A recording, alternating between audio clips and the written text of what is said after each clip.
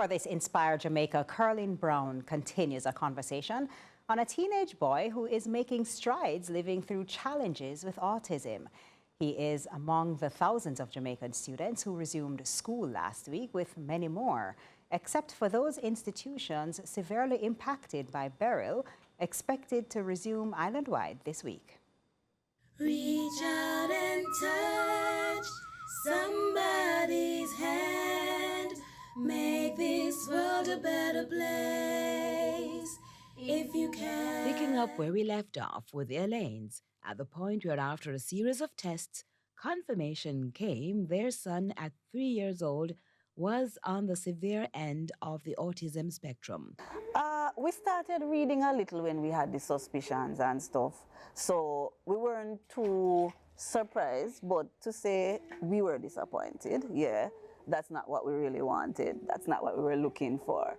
But, you know, my husband and I, we always have our little board meetings and we always talk about important things that affect our family. So when we sat in one of our board meetings and we started talking about this, my husband said, you know, he gave me that reassurance.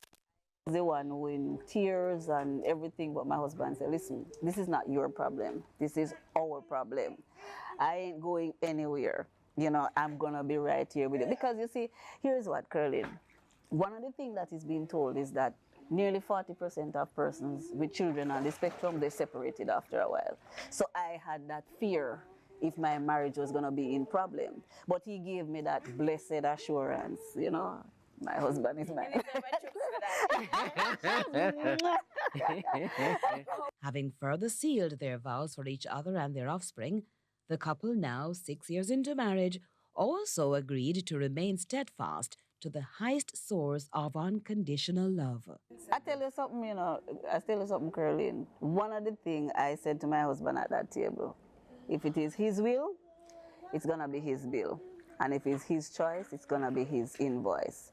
And let me tell you, up until today, the Lord has honored his bill and pay every invoice. Yeah. Because it's not cheap. Yeah, the other thing too, I mean, our faith plays a huge role, yeah, in our approach to the whole condition, the whole situation. I can say because of our faith, we have had an approach that has yielded results, right? Mm. Relocating from their home in Montego Bay to where they could access treatment and therapy for Alex is just the beginning of the testimony for these professionals.